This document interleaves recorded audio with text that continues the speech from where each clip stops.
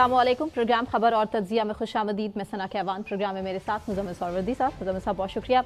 नाज़रीन, प्रोग्राम का आगाज़ सिविल नाफरमानी की जो कॉल दी गई थी, इसके अलावा रेमिटेंसेस को ब्लॉक करने के हवाले से भी, उसका बाइकॉट के हवाले से भी ओवरसीज़ से अपील की गई थी तहरीक इंसाफ की तरफ से, इन शॉर्ट इमरान खान साहब की तरफ से। उस पर बात करनी है कि क्या असर हुआ या नहीं हुआ। इसके अलावा ख्वाजा साद रफ़ीक, राना सनाउल्लाह साहब भी मुज़ाकरात के हवाले से बड़े अहम बयानात दे रहे हैं। ख्वाजा साद रफ़ीक साहब ने यह कहा है कि पाकिस्तान तहरीक इंसाफ से मुज़ाकरात का अमल हर सूरत कामयाब होना चाहिए और किसी भी सियासतदान को हम माइनस नहीं कर सकते हैं सियासत से। ये समझ लेना बहुत ज्यादा जरूरी हो चुका। ख्वाजा साद रफ़ीक साहब इस हवाले से क्या कह रहे हैं, सबसे पहले आपको सुनवाते हैं। अकाबिर सर जोड़े जो हुकूमत का हिस्सा नहीं है और जो पीटीआई के अलाइज नहीं है, मगर वो मैटर करते हैं पाकिस्तान की सियासत। मसलन मौलाना फजलुर रहमान साहब, अमीर जमात इस्लामी हाफिज नईम साहब, साबिक प्राइम मिनिस्टर शाहिद खाकान अब्बासी साहब, डॉक्टर मालिक बलोच, एक बड़ा मोतबर नाम है बलोचिस्तान से, आफ्ताब खान शेरपाव साहब है, बड़े एक सीनियर लीडर है पाकिस्तान के, पीर साहब पगारा शरीफ है, चौधरी निसार अली खान साहब है, लश्करी रईसानी,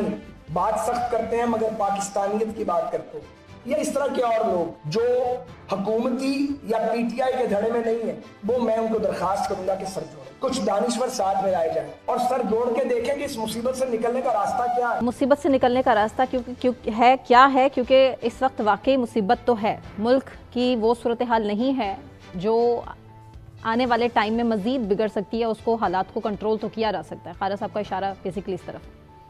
देखें, एक आइडियल बात कर रहे हैं ख्वाजा साहब, न्यूट्रल और आइडियल कि जी कोई सालसी हो जाए और कुछ ऐसे लोग जो ना पीटीआई में हैं ना हुकूमत में हैं, वो मिलकर दोनों का तस्फिया कराते हैं। बुनियादी तौर पर ख्वाजा साद रफ़ीक साहब ये कह रहे हैं कि जो लोग पीटीआई में हैं और जो लोग मुस्लिम लीग नून में हैं, उनका मतलब है एक हुकूमत और पीटीआई का तनाज़ा है।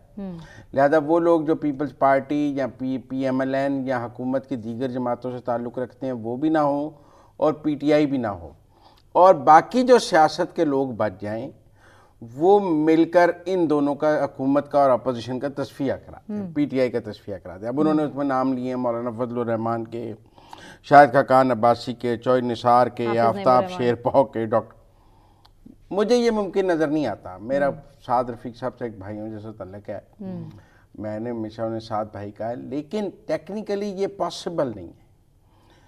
ये जो नाम उन्होंने लिए हैं, ये सियासी तौर पर जिनका तस्फिया कराना है उनसे छोटे नाम हैं।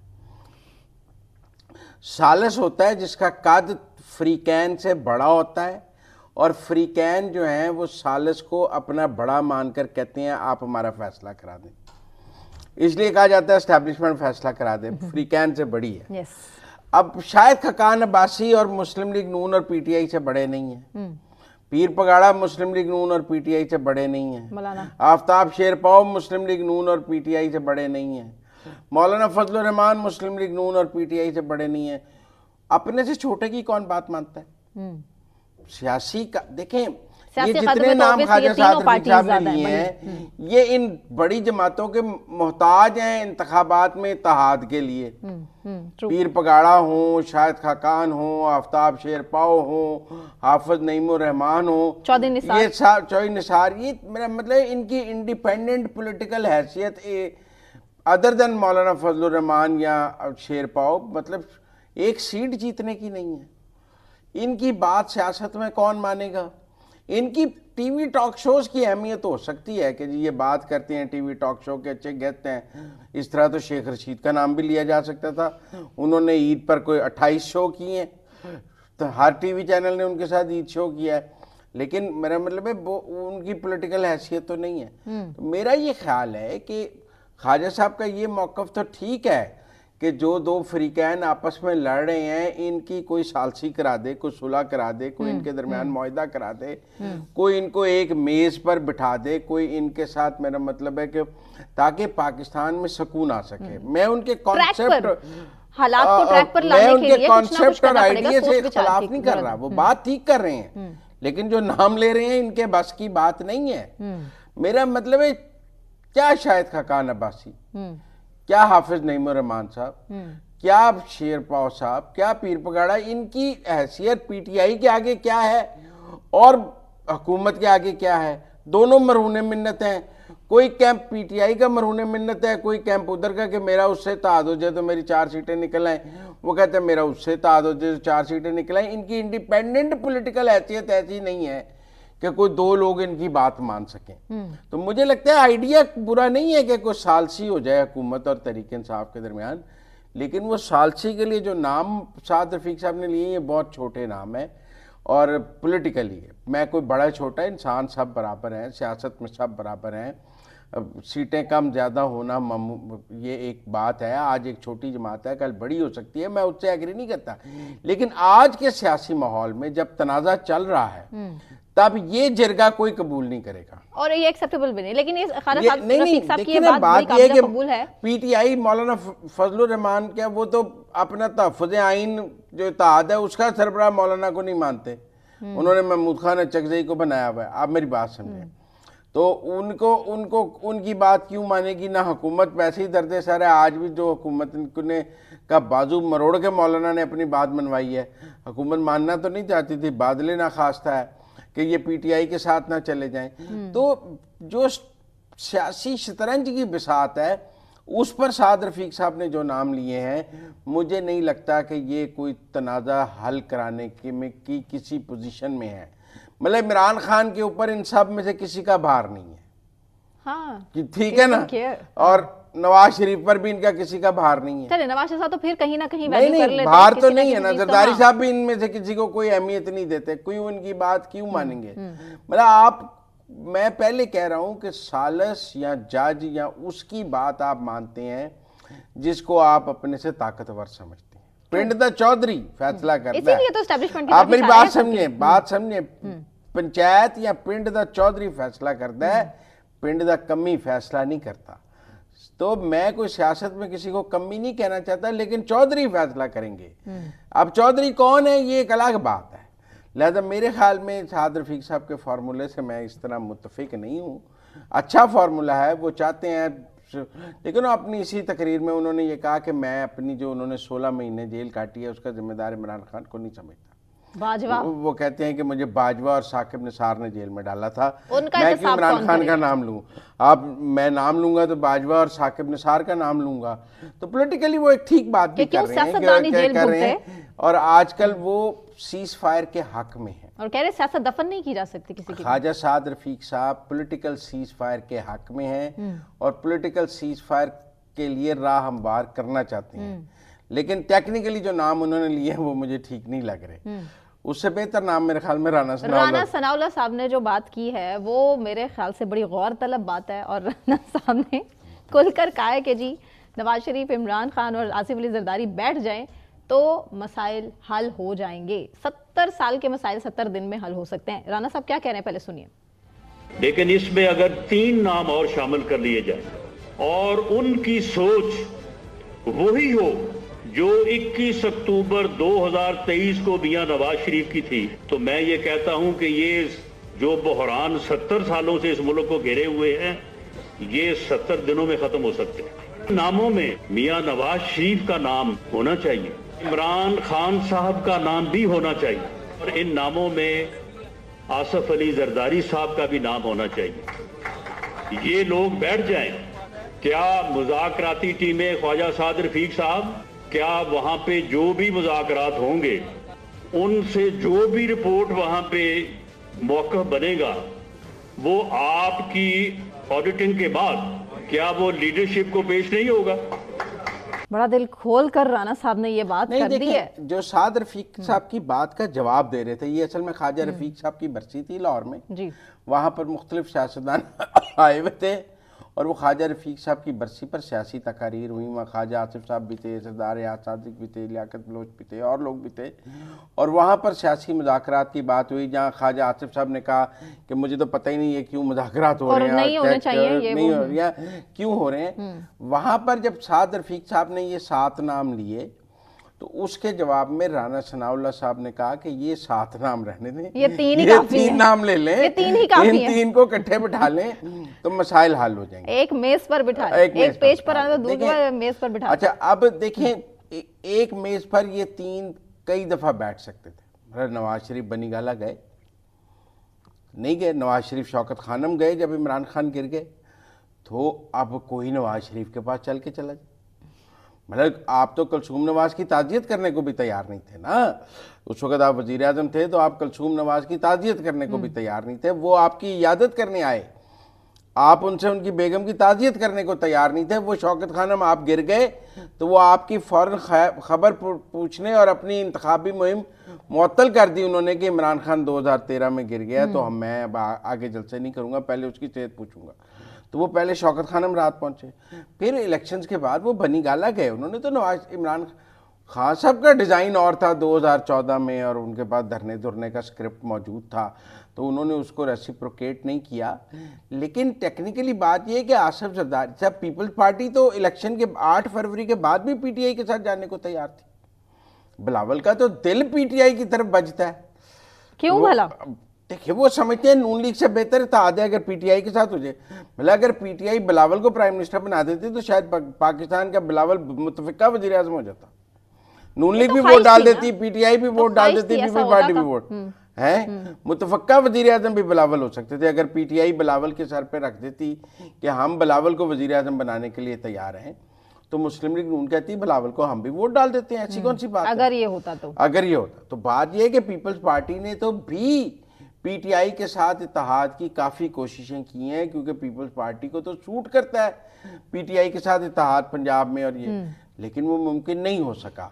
हालांकि 2018 के इंतखाबात से कबल डिप्टी चेयरमैन, सेनेट के चेयरमैन और डिप्टी चेयरमैन का इलेक्शन पीपल्स पार्टी और पीटीआई ने मिलके लड़ा था। बलूचिस्तान की हुकूमत नून लीग की मिलके गिराई थी, और उस वक्त पीपल्स पार्टी और पीटीआई का एक इत्तेहाद मौजूद था। इसीलिए 2018 के इंतखाबात के बाद आसिफ जरदारी साहब ने पहली तकरीर में कहा कि इमरान खान आप 1 कदम बढ़ाएंगे, हम 10 कदम बढ़ाएंगे जी। लेकिन खान साहब ने उसके बाद पीपल्स पार्टी की झंडी गिरा दी और जरदारी साहब को जेल भेज दिया।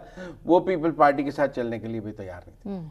आज भी मैं समझता हूँ कि अगर पीटीआई, पीएमएलएन और पीपल्स पार्टी की टॉप क़यादत इकट्ठी बैठ जाए, उसमें इमरान खान, नवाज शरीफ, जरदारी या इनके 3 बंदे बैठ जाएं, और मुल्क की ये 3 बड़ी सियासी जमातें एक नया चार्टर ऑफ डेमोक्रेसी या डेमोक्रेसी मुल्क में जमहूरियत को चलाने का एक मुआहदा कर लें आपस में, तीनों बड़ी जमातें, तो मुल्क की जमहूरियत ठीक हो जाएगी।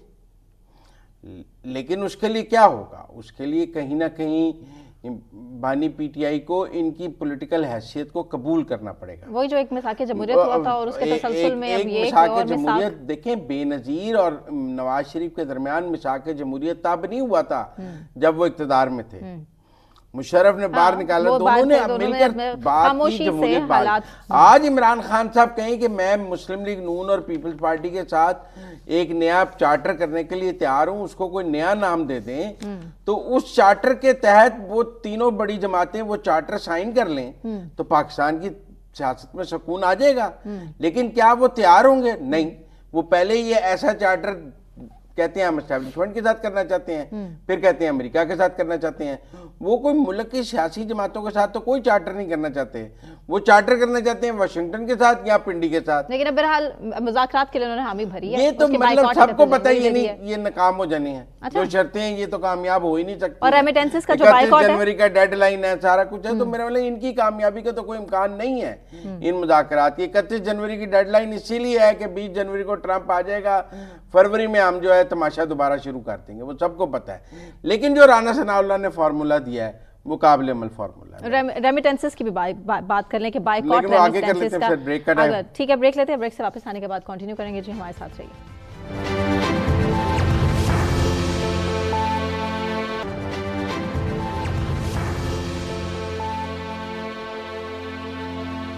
वेलकम बैक नाज़रीन। और अब बात सदर मुमलिकत आसिफ अली जरदारी ने बिलाखिर मदारिस रजिस्ट्रेशन एक्ट 2024 पर दस्तखत कर दिए हैं, और ये दस्तखत इंतहाई ज़रूरी हो चुके थे क्योंकि जमीयत उलमा इस्लाम फ़े की तरफ से एक एहतजाज की कॉल भी थी, धरना दे देंगे, इस हवाले से भी बात थी। लेकिन कल बड़ी अहम मुलाकात भी हुई है, उस पर बात कर लेते हैं। हमारे साथ इस वक्त मौजूद हैं रहनुमा JUI फ़े असलम गौरी साहब। गौरी साहब, thank you so much for joining us. Gauri साहब, मामलात जो है, पूछें गौरी साहब, आप खुश हैं? खुश हैं बेसिकली, जो खुश हैं अब हुकूमत चाह रहे थे वो हो गया। अब आप बिल्कुल खुश जरदारी साहब से खुश हैं? अब आप बिल्कुल खुश, हुकूमत से खुश हैं, हुकूमत से खुश हैं। मुकम्मल तौर पे आपकी तसल्ली हो गई है? नहीं जी, हुकूमत ने भी माशाल्लाह बहुत कोऑपरेट किया है, प्रेसिडेंट ऑफिस ने भी किया है। और सबसे बड़ी बात यह होती है कि सरवर्दी साहब के आदमी जो है अना का मसला ना बनाए। दोनों अदारों ने हमारा मौक़िफ़ तस्लीम किया और उसको अना का मसला नहीं बनाया, और एक अच्छी चीज़ पेशरफ्त है, वरना इससे कबल ऐसा होता नहीं रहा है। और मैं हुकूमत के इस इक़दाम को भी सराहूँगा, प्रेसिडेंट ऑफिस के भी इस इक़दाम को सराहूँगा कि उन्होंने हमारे मौक़िफ़ को तस्लीम किया। और उन उलमाए कराम, वो इत्तेहाद तंज़ीमात गौरी साहब, आपके मौक़िफ़ को तस्लीम नहीं किया, आपके धरने और एहतजाज की ताकत को तस्लीम किया, खौफ से सरनगू किया कि आप इस्लामाबाद पर मार्च करेंगे तो हुकूमत हिल जाएगी, लिहाजा अफोर्ड नहीं हो रहा था आपसे एहतजाज, आपका एहतजाज। बहरहाल ये कि बात यह है कि हमारा एहतजाज बेमकसद भी नहीं होता, ना वजारतों के लिए होता है, ना हुकूमतों में शामिल होने के लिए होता है, बामकसद होता है। और मैं समझता हूँ ये बेहतरीन फैसला हुआ है जो कुछ भी हुआ। और हमारा एहतजाज का मकसद भी यही था कि हम चाहते थे कि ये तकरीबन इस वक्त 58 लाख से ज़्यादा तलबा के मुस्तकबिल का मसला था और 63,000 से ज़्यादा मदारस का मसला था।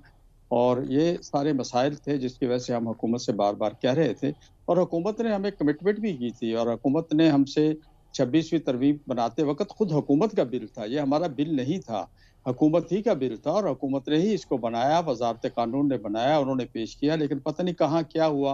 और असलम गौरी साहब, वो कहते हैं कि 26वीं आईनी तरमीम का मसवदा मौलाना का था, चीफ जस्टिस हुकूमत का लग गया, मदारस का बिल हुकूमत का था और मसवदा रजिस्ट्रेशन बात मौलाना की मानी गई। तो आप दोनों एक दूसरे के बिल और तरमीम पेश करते रहते हैं ना, बार्टर ट्रेड है आपका आपस में इस हवाले से।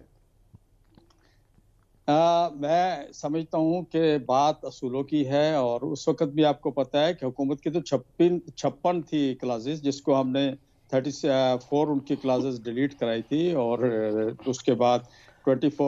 अच्छा, अब मैं ये पूछना चाहूँगा, अब मदरसों को वजारत तालीम से रजिस्ट्रेशन की जरूरत नहीं होगी, अब वो सोसाइटी। जी नहीं, ये सोसाइटी एक्ट में जो मदारस जाना चाहते हैं, जो मदारस तालीम के साथ जाना चाहते हैं, हमारी तरफ से कोई रुकावट नहीं, वो वहाँ रजिस्ट्रेशन कर सकते हैं। जो पहले से रजिस्टर्ड वहाँ है वो अपना काम वहाँ कर सकते हैं। हम हम पहले से यहीं पे रजिस्टर्ड हैं।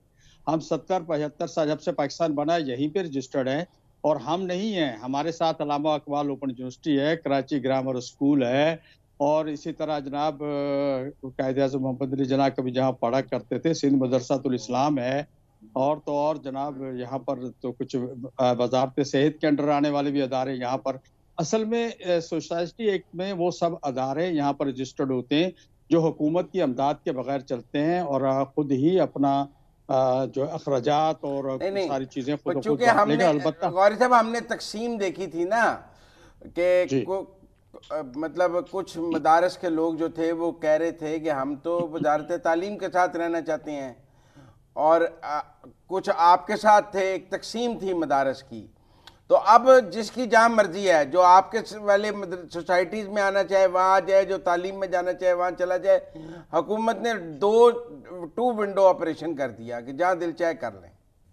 ऐसा बात नहीं है। ये जो वजारत तालीम वाला सिलसिला है, ये सारा कुछ 2019 में फैज़ याफ्ता लोग हैं, फैज़ साहब की जो तजवीज़ थी और ये सब कुछ फैज़ साहब ने किया था, लेकिन उस पर अमल एक मुआहदे की शक्ल ज़रूर थी, लेकिन उस पर अमल दरामद नहीं हुआ था। और हमने उसका इंतज़ार किया, लेकिन हमने उस मुआहदे पे अमल दरामद किया। हमारे स्कूल भी मैट्रिक तक जहाँ अपने लाजमी कंपलसरी हमने कर ली थी मैट्रिक अपने मदारस में, और इसी तरह हमने जनाब मुताला पाकिस्तान और इंग्लिश को भी कंपलसरी हमने शाहतुल आलमिया तक कर दिया था। लेकिन ये इस पे मुआहदे पे किसी भी स्टेज पे पूरी हुकूमत उस वक्त की हुकूमत ने ना अमल दरामद किया, ना इसको कानूनी शक्ल दी, बस एक ज़ुबानी जमा खर्च किया था।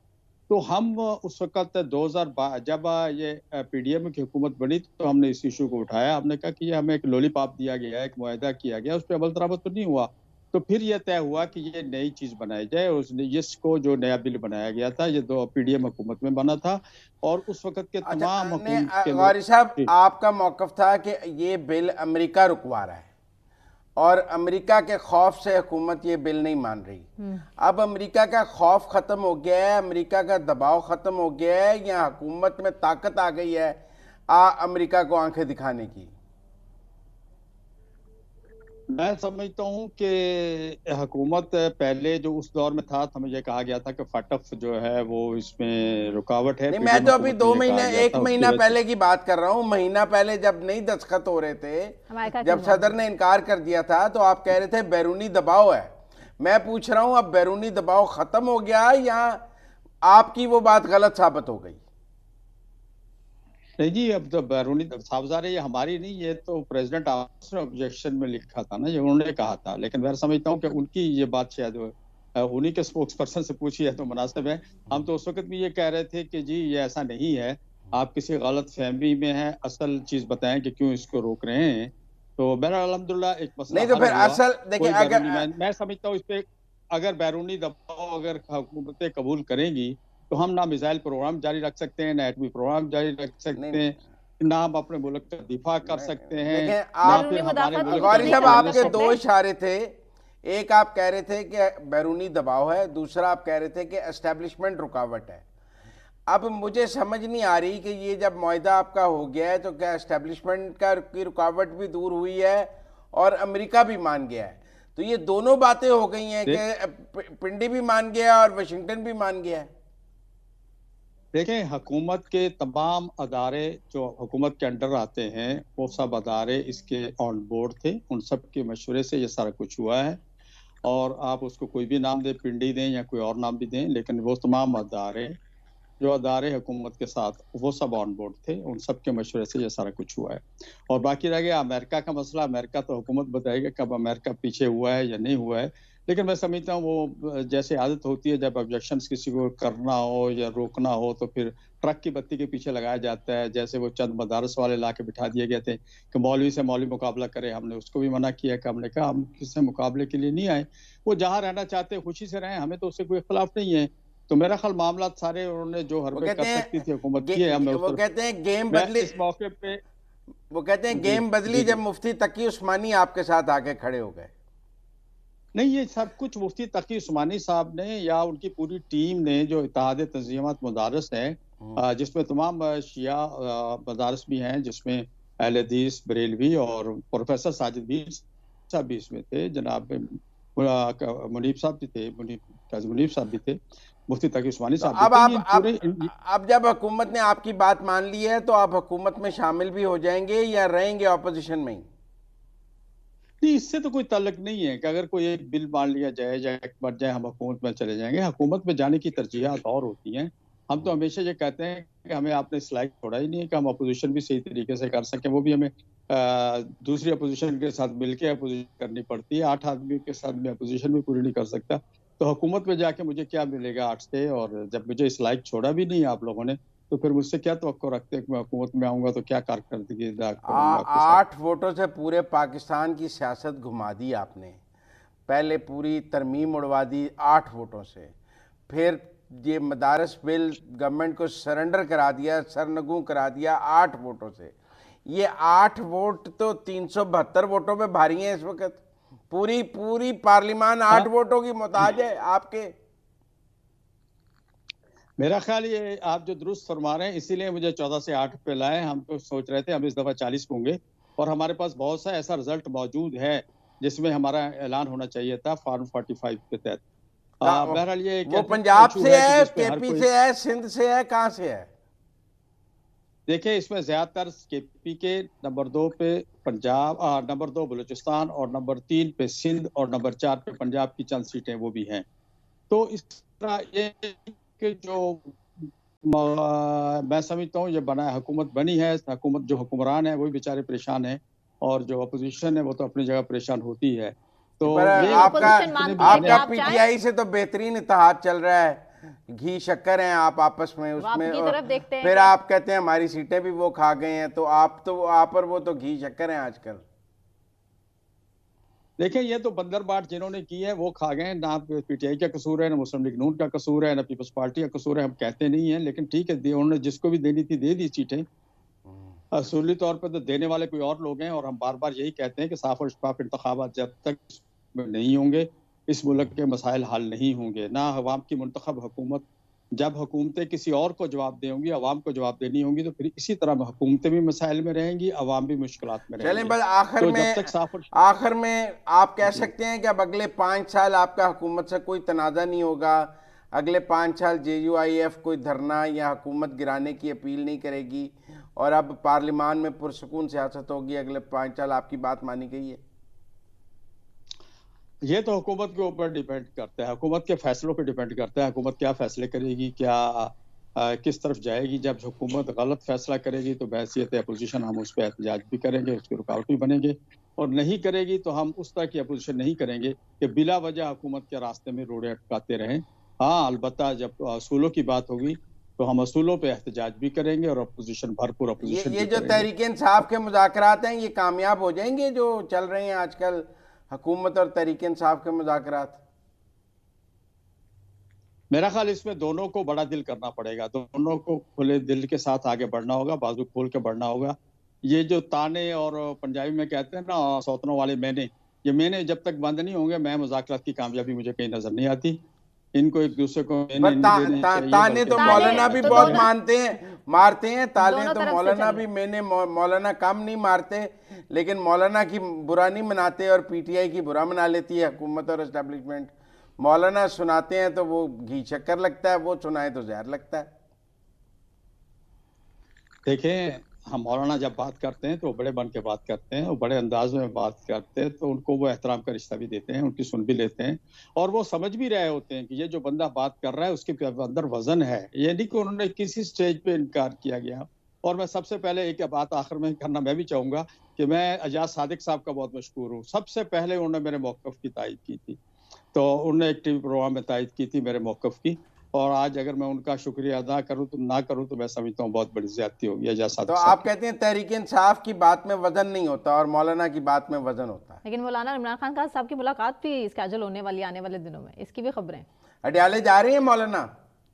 जी नहीं, ऐसा कोई इशू नहीं है। जब तक हमारे पास कोई बाज़ाब्ता दावत आएगी फिर हम देखेंगे कि उसके TRO क्या है, जाने का मकसद क्या है। अब फोटो सेशन के लिए तो नहीं जाना होता ना कोई मकसद बात होती है तो उस पर बैठा जाता है। जी ठीक है, फोटो सेशन तो वैसे ही वहाँ पे अलाउ नहीं है। बहुत शुक्रिया गौरी साहब हमारे साथ बात करने का। मतलब साहब ये सूरत हाल है कि अभी देखना तो यही है JUI की और हुकूमत की, लेकिन अभी भी उन्होंने कहा है कि अभी तक है, हालात ठीक है, अंडर कंट्रोल, लेकिन गारंटी कोई नहीं है कि कल को फिर हुकूमत को टफ टाइम भी देंगे। 5 साल की बात है, लेकिन इस वक्त वो मुस्कुरा रहे थे और फतह में थे और उनका ख्याल था कि उनकी बात मानी गई है। मौलाना को फतह का जश्न मिल गया है, जीत मिल गई है। मौलाना कहेंगे मैं जीत गया हूँ और हुकूमत को मैंने गिरा लिया, और हुकूमत एक तरफ PTI से लड़ रही थी, वो मौलाना से लड़ना नहीं चाहती थी, लिहाजा उन्होंने मदारस बिल जो है रजिस्ट्रेशन का जारी कर दिया। बिल्कुल ठीक है। तो मेरे ख्याल में मौलाना को मुबारक होनी चाहिए। मौलाना की बात मानी गई, मौलाना ने अपनी ताकत मनवाई, बिल्कुल, और PTI को देखना चाहिए कि गुफ्तगू से भी बात मनवाई जा सकती है। मौलाना ने कोई फाइनल कॉल नहीं दी, सिर्फ उसको डराया, धमकी दी और बातचीत हर एक से मुलाकात की। नहीं, मौलाना साहब तो मैनेज हो जाते हैं, एंड में तो मौलाना साहब मैनेज हो जाते हैं। सीखे मौलाना से सियासत सीखें। अच्छा? जो गवर्नमेंट काल तक इसको रिजेक्ट कर रही थी, उन्होंने गवर्नमेंट को कायल किया इसके ऊपर, और बेशक धमकी से किया या कैसे भी किया, कायल करके बातचीत से बात मनवाई है।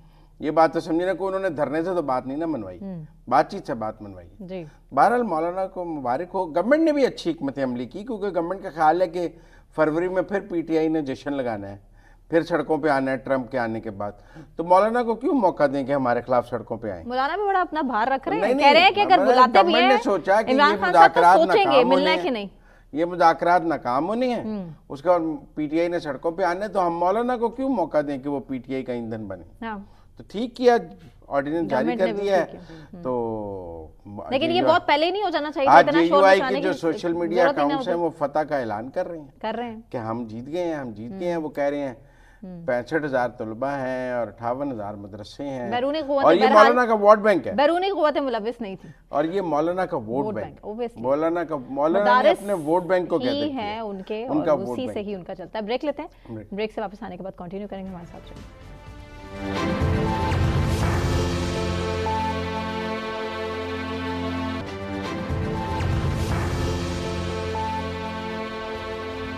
वेलकम बैक नाज़रीन। और अब बात रेमिटेंसेस के बायकॉट के हवाले से, जहां इमरान खान की तरफ से अडयाला जेल से ये कॉल दी गई और दूसरी तरफ देखना यही है कि जो इस टाइम हमारे पास फैक्ट्स एंड फिगर्स हैं वो यही कह रहे हैं कि जो रेमिटेंसेस हैं उनमें इजाफा ही हुआ है।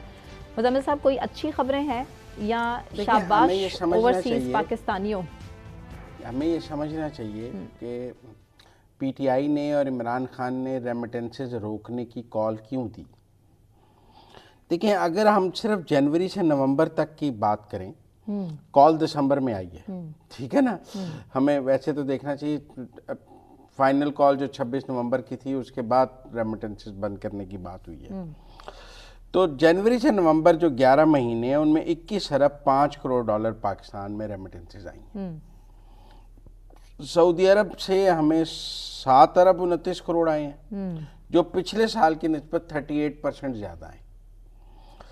मुत्तहिदा अरब अमारात से मतलब यूएई से 6 अरब 15 करोड़ आए हैं, और जो पिछले साल की निस्बत 55% ज़्यादा है। बरतानिया से 4 अरब 71 करोड़ डॉलर आए हैं। अब आप देखें, हमें शोर ज़्यादा बरतानिया का नज़र आता है रेमिटेंसेस में, हैं वो तीसरे नंबर पे। पहले नंबर पे सऊदी अरब है, दूसरे नंबर पे यूएई है। और इसी तरह जो यूरोपियन यूनियन से 3 अरब 61 करोड़ डॉलर और अमेरिका से भी 3 अरब 44 करोड़ डॉलर आए हैं। जो दीगर खलीजी ममालिक हैं यूएई और सऊदी अरब के अलावा, जिनमें बहरीन है, कुवैत है, कतर है, ओमान है, वहाँ से भी 3 अरब 17 करोड़ डॉलर आए हैं। क्योंकि पिछले 3 सालों में लोगों ने पाकिस्तान से दूसरे ममालिक में बहुत ज़्यादा जो है वो अच्छा, अब सूरत ये कि मेरा ख्याल है कि बानी पीटीआई इमरान खान को ये अंदाज़ा हुआ कि अगर ये रेमिटेंसेज इसी रफ्तार से बढ़ती रहें तो पाकिस्तान के तो माशी बुरान ख़त्म हो सकते हैं। तारीफ भी की उन्होंने हुकूमत की। अच्छा, ट्रेड सरप्लस हो गया, पाकिस्तान ने 2 बिलियन डॉलर के अपने कर्जे भी उतारे और एक 16 बिलियन डॉलर का हमें रिजर्व भी नज़र आता है। तो ये जो रेमिटेंसेज हैं ये अपने तौर पर पाकिस्तान की माशी इस्तेहकाम में एक किरदार अदा करती हैं। गो कि मेरा ये मौक़िफ़ है कि ये पैसे उन्होंने हुकूमत पाकिस्तान को नहीं भेजे हैं। ये जो रेमिटेंसेस हैं ये लोग अपने ख़ानदान को पैसे भेजते हैं, अपने बीवी बच्चों को भेजते हैं, अपने वालिदैन को भेजते हैं। ये हुकूमत पाकिस्तान को नहीं भेजते जी। हुकूमत पाकिस्तान को इसका फ़ायदा सिर्फ इतना है कि वो वहाँ से चूँकि रियाल, धर्म, डॉलर भेज रहे होते हैं और हुकूमत पाकिस्तान यहाँ पर रुपए अदा कर रही होती है, तो एक फॉरेन एक्सचेंज हमें मिल जाता है और टैक्सेस भी चलते रहते हैं लोगों का। ये लोग मैं ये नहीं कह रहा कि ये 21 अरब 5 करोड़ डॉलर पाकिस्तान के कौमी खजाने में बैरून मुल्क मुकीम पाकिस्तानियों ने जमा करा दिया, ऐसा नहीं हुआ। ये पैसे उन्होंने अपने घर वालों को, अपनी फैमिली को, अपने वरसा को भेजे हैं, जो हुकूमत पाकिस्तान ने पाकिस्तान के बैंकिंग चैनल से उनको अदा किए हैं। हुकूमत को फॉरेन रेमिटेंस मिल गई, उनको फॉरेन एक्सचेंज मिल गया, यहाँ बैठे लोगों को अपने रुपए मिल गए एक ट्रांजैक्शन में। तो लिहाजा इस वक्त सिविल नाफरमानी की कॉल इसलिए है कि अगर ये रेमिटेंसेज ऐसे जारी रहती हैं तो पाकिस्तान तो माशी तौर पर तरक्की कर जाएगा। मतलब अगर अगले साल भी 21 अरब की बजाय 25 अरब हो जाती हैं, 30 अरब हो जाती हैं, तो जो हम दुनिया से 2-4 बिलियन मांगते रहते हैं वो नहीं मांगना पड़ेगा ना, वो रेमिटेंसेज से हमारा कवर हो जाएगा। तो इसलिए मैं ये समझता हूँ कि पाकिस्तान को माशी तौर पर नुकसान पहुँचाने के लिए ये सिविल नाफरमानी, इसका हुकूमत को नुकसान नहीं है। मतलब इसके नतीजे में हुकूमत चली नहीं जाएगी, पाकिस्तान माशी तौर पर कमज़ोर होगा। हाँ जी। इसके नतीजे में कोई हुकूमत घर नहीं चली जाएगी। फ़र्ज़ कर लें ये रेमिटेंसेज गिर जाती हैं, क्या शहबाज शरीफ की वजारत उज़्मा को ख़तरा है? नहीं है। क्या हुकूमत घर चली जाएगी? नहीं चली जाएगी। हाँ, पाकिस्तान माशी तौर पर कमज़ोर होगा। तो लिहाजा मैं ये सिविल नाफरमानी की कॉल ये समझता हूँ कि ये पाकिस्तान को माशी तौर पर कमज़ोर करने की कोशिश है। आप हुकूमत से लड़ते हैं, वो आप हुकूमत से लड़ें, लेकिन हुकूमत से लड़ने में आपको पाकिस्तान को कमज़ोर नहीं करना चाहिए। ये फिगर्स नवंबर तक के हैं और दिसंबर से सिविल नाफरमानी शुरू हुई है। हमें 30 जनवरी को पता लगेगा कि इसका फर्क क्या पड़ता है? इनकी सिविल नाफरमानी के नतीजे में कितनी कामयाब कॉल कम रहती हुई है या कितनी या बढ़ी। लेकिन टेक्निकल बात यह है कि नवंबर तक तो बहुत शानदार रेमिटेंसेज आ रही थी। जनवरी से नवंबर रिकॉर्ड हुआ है और बेहतरीन रेमिटेंसेज आई हैं। लोगों ने इस हुकूमत पर शानदार एतमाद का इजहार किया है, पाकिस्तान को पैसे मिले हैं और एक इकोनॉमिक ग्रोथ हमें नजर आई है। लेकिन क्या आगे इस कॉल का क्या असर है वो 30 जनवरी तक पता लगेगा।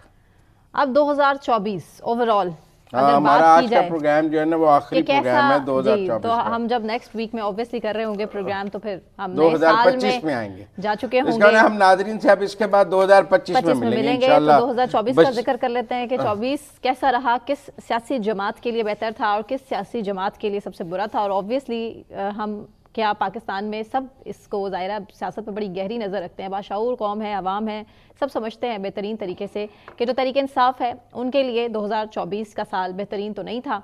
और पीपल्स पार्टी के लिए बेहतरीन था ज़ाहिरा। जो 2024 का साल है वो चौथी बार सिंध में हुकूमत पीपल्स पार्टी ने बनाई है। इसके अलावा बाकी दीगर सियासी जमातों के हवाले से भी जिक्र कर लेते हैं। क्यों? PTI की KP में हुकूमत है, तीसरी बार आई है। अगर आप पीपल्स पार्टी को कहते बार हैं, बार तो सड़कों पर निकले हैं, बार बार तो उन्होंने एहतजाज किए हैं। देखिए मैं आपकी गुफ्तगू से बात कर रहा हूँ कि आपने कहा कि पीपल्स पार्टी के लिए बड़ा अच्छा रहा उनकी सिंध में चौथी हुकूमत आई, फिर PTI के लिए अच्छा क्यों नहीं रहा, उनकी तीसरी बार KP में हुकूमत आ गई। अगर अच्छे रहने का क्राइटेरिया आपके नजदीक हुकूमत आना है तो फिर मेरा मतलब है कि उनकी तीसरी बार PTI की KP में हुकूमत आ गई, वो भी अच्छा रहा। वो फंड्स का रोना वो भी रोते रहे KP वाले। हुकूमतों का फंड्स कम ज्यादा छोड़े, हुकूमत आ गई, अपना वजीर आला मौजूद है, सारा कुछ KP में। फिर आप ये कैसे कहती हैं कि अच्छा नहीं रहा? वो बार बार तो वो अपने अदालतों के चक्कर काटते हैं, उन पर जो है वो केसेस बन जाते हैं, वो एहतजाज के लिए सड़कों पर निकलते हैं। तो क्या जरूरत है उन्हें एहतजाज करने की जब उनकी हुकूमत मौजूद है? मेरा मतलब आप मेरी बात समझे, क्या जरूरत है उन्हें फाइनल कॉल दे के D चौक पर एहतजाज करने की? हुकूमत आपकी KP में मौजूद है। अगर आपको वाकई 8 फरवरी के इंतखाबी नतीजे नहीं मौजूद थे, आप ना हुकूमत बनाते। दहशतगर्दी का भी मसला KP में सबसे ज्यादा है, तो आप उस पर तो देखिए ना, अब जब पारा चिनार और कुर्रम में सब कुछ हो रहा था तो आप इस्लामाबाद पे चढ़ाई कर रहे थे। लिहाजा मैं नहीं समझता PTI के लिए बुरा रहा साल। आप कह सकते हैं बानी PTI के लिए बुरा रहा, PTI के लिए बुरा नहीं रहा, बानी PTI के लिए भी बुरा रहा। सरफराज चीमा साहब, इनको भी जिक्र कर लेते हैं, इनके लिए भी बुरा था, इनकी भी रिहाई नहीं हो सकी। लेकिन मुस्लिम लीग नून के लिए बहुत अच्छा रहा। पंजाब में हुकूमत आ गई, बहुत अच्छा रहा, मरकज में हुकूमत आ गई और हुकूमत ने चलना शुरू कर दिया। हुकूमत की परफॉर्मेंस बेहतर हो गई पंजाब और मरकज़ की, तो मुस्लिम लीग नून के लिए तो बहुत अच्छा रहा। शहबाज शरीफ मुल्क के रिपीट करने वाले पहले प्राइम मिनिस्टर हो गए क्योंकि उन्होंने रिपीट किया दूसरी बार। यहाँ वज़ीर आज़म तो नवाज शरीफ तीसरी बार भी बने हैं, लेकिन दरमियान में गैप रहा है ना। फ़ौरन दोबारा बनने में शहबाज शरीफ ने कहा कि पाकिस्तान में चूँकि वज़ीर आज़म रिपीट नहीं होता तो उन्होंने फ़ौरन रिपीट किया, तो शहबाज शरीफ वज़ीर आज़म बने। लोग कहते थे मरीम नवाज़ पर रेड लाइन है, मरीम नवाज़ वज़ीर आला बन गई। तो मुस्लिम लीग नून के लिए भी अच्छा रहा, पीपल्स पार्टी के लिए अच्छा रहा, उनकी 2 सूबों में हुकूमतें हैं। PTI के लिए अच्छा रहा, उनकी KP में हुकूमत है, तो सब सियासी जमातों के लिए अच्छा रहा। वो कह रहे हैं तरीके इंसाफ वाले कि 2025 हमारे लिए ज्यादा अच्छा होने वाला है क्योंकि उनके सितारे जो गर्दिश में है ना, वो गर्दिश से बाहर आने वाले। मेरा मतलब है हकीकी आज़ादी से लेकर हकीकी गुलामी तक। और 2024 में इम्पोर्टेंट क्या हुआ? बिजली महंगी हुई, महंगाई भी हुई। नहीं, महंगाई कम हुई। 2023 और 2022 और 2023 की निस्बत 2024 में महंगाई कम हुई। अफरात ज़र कम हुआ, इन्फ्लेशन कम हुआ, पाकिस्तान में आप देखें काइबोर कम हुआ, इंटरेस्ट रेट कम हुआ, और मेरा मतलब है कि और स्टॉक एक्सचेंज बहुत ऊपर गई। तो माशी इशारिये तो 2024 में 2023 की निस्बत बेहतर हुए। अगर मैं ये कहूँ कि 2023 से 2024 को कंपेयर करूं तो 2023 की निस्बत पाकिस्तान की मईशत के लिए 2024 एक बेहतर साल था। 2023 में तो स्टॉक एक्सचेंज गिर रहा था, डॉलर गिर रहा था, 24 में तो मुसलसल ऊपर जा रहा है, डॉलर गिर रहा था, चढ़ रहा था, रुपया गिर रहा था। पर 2024 में डॉलर भी मुस्तहकम है। 2023 में हम मुल्क में एलसीज पर पाबंदियां लगा रहे थे, इंपोर्ट बैन कर रहे थे, रिजर्व 22-23 में 4 बिलियन के थे, दिवालिया होने के करीब था। थे। ये खबरें आज तो बानी पीटीआई भी कहते हैं कि मौजूदा हुकूमत ने मईशत को दिवालिया होने से बचा लिया है। तो मेरा मतलब है उस लिहाज से तो 2024 बेहतर रहा। इलेक्शन भी हुआ 2024 में, 2024 में इंतखाबात अच्छा खासा खर्चा भी हुआ है, अच्छा खासा खर्चा हुआ इलेक्शन पर। नहीं कोई और उसके बाद खर्चा नहीं धांधली हुआ, का रोना हुआ। तो जमहूरियत का हुस्न है, खर्चा होना चाहिए। इलेक्शन के खर्चे को नहीं हमें गिनना चाहिए, इलेक्शन होने चाहिए। मैं तो समझता हूँ लोकल बॉडीज के इलेक्शन भी होने चाहिए, लेकिन दहशतगर्दी के हवाले से बुरा साल रहा। हमारी फौज का बहुत नुकसान हुआ है 2024 में, हमारे जवान, हमारे फौजी जवान, आम सिविलियंस का। दहशतगर्दी जो है बहुत बड़ी है। 2024 दहशतगर्दी के हवाले से बहुत बुरा साल रहा। केपी में सबसे ज्यादा दहशतगर्दी, जिस में, तरह से बलूचिस्तान में बहुत ज्यादा लोग जो है वो चाइनीज को टारगेट किया गया 2024 में, और आप देखें कराची में भी हर जगह, और हमें बलूचिस्तान में बहुत टेररिज्म नजर आया। तो इसलिए दहशतगर्दी के हवाले से बुरा रहा ये साल। फिर 26वीं आईनी तरमीम आई इस साल में, जिसके नतीजे में मेरा आईनी बेंच बने, जिसके नतीजे में याहिया अफरीदी साहब चीफ जस्टिस बने, काजी फायज ईसा साहब रिटायर हुए, उनकी 9 मई के फैसले हुए, 9 मई के फैसले हुए। जनरल फैज का फील्ड कोर्ट मार्शल शुरू हुआ, फैज साहब की गिरफ्तारी हुई, उनको फौजी तहवील में लिया गया, और मुझे लगता है कि 2024 में उनके फैसले का शायद ना आ सके। 2025 में उनकी सजा सुनाई जाएगी, 24 में नहीं सुनाई जाएगी। और बड़ा वाकया 2024 का जनरल फैज की गिरफ्तारी है। अगर मुझे कहे कि 2024 का सबसे बड़ा वाकया क्या है, तो मैं कहूँगा कि एक DGISI की फौजी तहवील में गिरफ्तारी, उसका फील्ड कोर्ट मार्शल, उस पर 9 मई के इल्जामात, उसके ऊपर मुदाखलत के इल्जामात, करप्शन के इल्जामात और दीगर टॉप सिटी वाले, मतलब उस पर इल्जामात, एक साबिक लेफ्टिनेंट जनरल पे इतने बड़े। ये मेरे नज़दीक तो 2024 की सबसे बड़ी कहानी यही है। अगर मुझे कहे कि कोई 2024 की सबसे बड़ी कहानी क्या है, तो मैं कहूँगा जनरल फैज की, जो अनएक्सपेक्टेड था। हाँ, कहते थे कि फौज में जर्नैल एक मुकद्दस होता है, नहीं हो सकता। किसी जर्नैल के खिलाफ कभी कोई कार्रवाई नहीं हुई, जर्नैल जो है बड़ा मुकद्दस होता है। लेकिन और भी जर्नैलों के खिलाफ कार्रवाई हुई है, लेकिन वो मीडिया आने वाले टाइम में होगी, नहीं हुई भी है, लेकिन वो मीडिया पर डिस्कस नहीं हुई है, इस तरह से बात नहीं हुई। लेकिन 9 मई में एक रिटायर्ड ब्रिगेडियर साहब को 6 साल कैद हुई। ब्रिगेडियर रिटायर्ड जावेद अकरम साहब को, जिना हाउस पे वो मौजूद थे 9 मई को, अपनी वीडियो बना रहे थे कि मैं यहाँ मौजूद हूँ, तो उनको 6 साल कैद हुई, और भी लोगों को। ठीक है, बिल्कुल। इसी तरह से जो शहरियों के हालात वाक़यात हैं 2024 में, वो भी आप ज़ाहिर है अपने कमेंट सेक्शन में बता सकते हैं कि आपके हालात क्या बेहतर रहे या नहीं रहे। लेकिन हाँ, हुकूमत कोशिश ज़रूर कर रही है, जिस तरह से IPPs ने लोगों को बहुत तंग किया, उसके लिए हुकूमत की अच्छी कोशिश है कि IPPs बिजली 2024 में लोगों के लिए सबसे ज़्यादा तकलीफ देती। अब हो सकता है, मतलब कि कोशिश यही है गवर्नमेंट की कि 2025 में ये मसला ना हो और बिजली के बिलों को मैक्सिमम हम मिनिमाइज किया जा सके। गवर्नमेंट ये डिसाइड कर रही है।